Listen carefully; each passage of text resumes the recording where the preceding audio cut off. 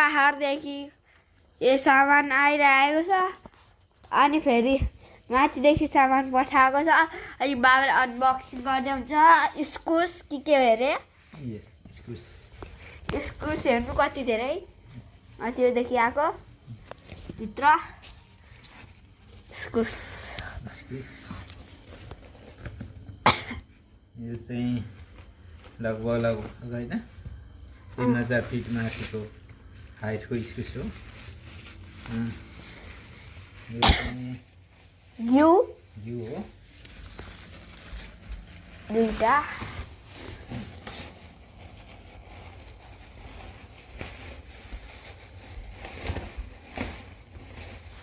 अनि यो चाहिँ खोइ के हो टमाटरको जस्तो छ किवी किवी यो चाहिँ किवी माथिदेखि पठाएको फलाएर होइन बाबा सबै पाकेको रहेछ यी पिच्की हुँदैछ खाँदा पनि हुन्छ लु म खाएर देखाउँछु भित्र खोलेर देखाउनु त कसरी खाने भने देखाउँ गाइसलाई यो चाहिँ एकदम यसको टेस्ट मिठो हुन्छ यो चाहिँ लगभग 300 देखि 3500 फिट उचाइको यो किवी हो यो 5 स्तरको यो फालेलुङबाट एकछिन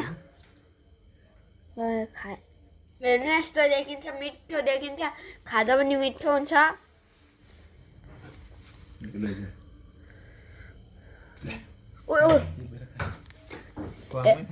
खाने म अर्को खाइहाल्छु अनि यहाँ सामान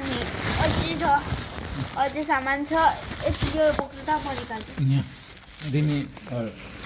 भिडियो सुट एकदम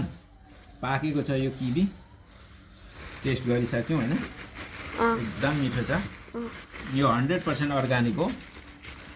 त्यो बोटमा फलाएको अनि ल्याएको माथिदेखि हजार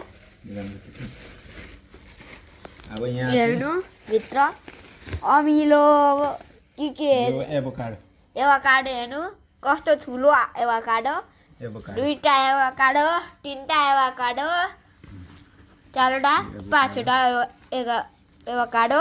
300 फिट माथिको एभोकाडो हो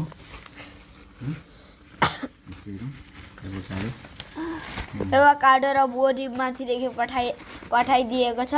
यो सबै अर्गानिक हो यो 100% अर्गानिक हो यसमा नो केमिकल र यो धेरै हाइटको पनि हो यो जुन 3000 देखि 3500 फिट हाइटको यो एभोकाडो हो यो फ्रुट्स हो एभोकाडो अनि यो बोडी यो